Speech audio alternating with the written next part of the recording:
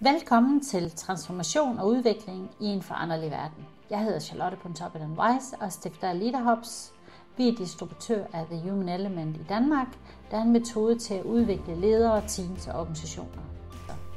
Se med her, hvis du er topleder, teamleder, konsulent eller HR-professionel og vil vide mere om, hvordan du udvikler en organisation, der skaber resultater i en foranderlig verden. I videoen her vil jeg sige noget om, hvorfor samfundsvilkår kalder på ny tilgang til ledelse og samarbejde, og hvordan The Human Element hjælper virksomheder med at nå deres mål. Det er ikke ret mange år siden, at vi mente, at personligheden blev formet i de unge år, og herefter var løbet kørt. Personligheden blev set som en fast størrelse. I dag ved vi godt, at vi kan udvikle os hele livet. Men det er med den her tænkning, at mange personlighedstest er udviklet, og vi bruger dem stadig i stor stil, på godt og ondt, ikke kun til rekruttering, men faktisk også til udvikling. Og samtidig med det lever vi i en foranderlig verden, som kalder på noget andet, nemlig noget meget mere fleksibilitet i adfærd, og hvor vi netop sjældent kan lave resultater, hvis samarbejdet er præget af en sådan er jeg tilgang. Vi har altså behov for en anden og mere dynamisk tilgang til ledelse og samarbejde. Med The Human Element søger vi at skabe en ideel organisation. Der bliver ikke placeret skyld eller peget fingre af andre. Vi tager ansvar for vores eget jobliv, når vi går på arbejde. Det er også en organisation, hvor der er høj grad af åbenhed. Det er det, som der også er nogen, der kalder for psykologisk tryghed. Det er her, de ansatte tør fortælle, hvad de oplever, mener, tænker og føler, og det er faktisk ret afgørende for, at vi kan udvikle os og rent faktisk løse de problemer, der fylder ind i hovederne på os hver især. Det er også en organisation, som netop fordi vi også tager ansvar og er åbne, hvor der er en høj grad af selvrespekt. Og selvrespekt er rigtig vigtigt, fordi når vi har selvrespekt, så har vi det godt med os selv, og vi er nærværende. Vi respekterer os selv, og når vi respekterer os selv, så tør vi også godt at være åbne, og vi tager det her voksne ansvar. Så det er meget sjovere at være i sådan en organisation. Det er også en organisation, hvor vi gør noget ud af, at jobfittet er på plads. For der ligger rigtig meget, kan man sige, guld og motivation glemt i at sørge for at afstemme forventninger omkring jobfit.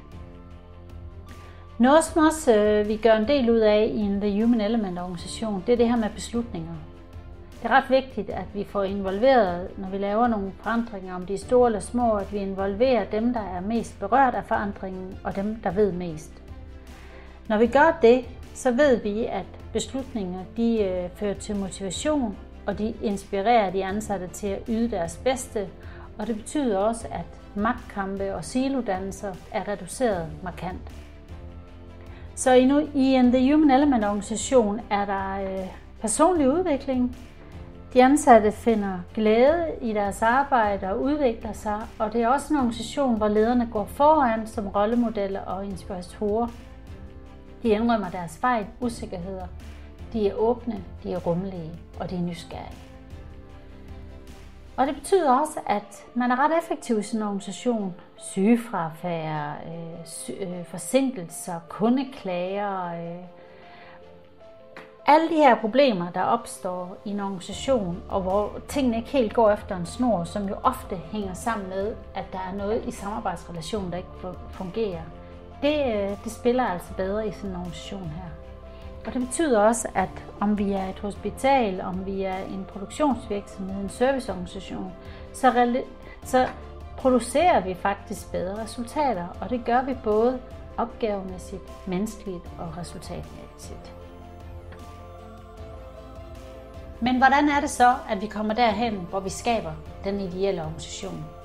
Det hele starter med ham her, som I ser nede i højre hjørne, Bill Schutz, Ph.D., der i slutningen af 50'erne blev kaldt ind af den amerikanske flåde for at hjælpe dem med at finde ud af, hvorfor det kun var halvdelen af deres teams, der fungerede godt sammen under pres. Når man arbejder i en ubåd, er der et vist pres på, det tror jeg de fleste kan forestille sig, men der er også rigtig meget pres på rundt omkring i organisationslivet.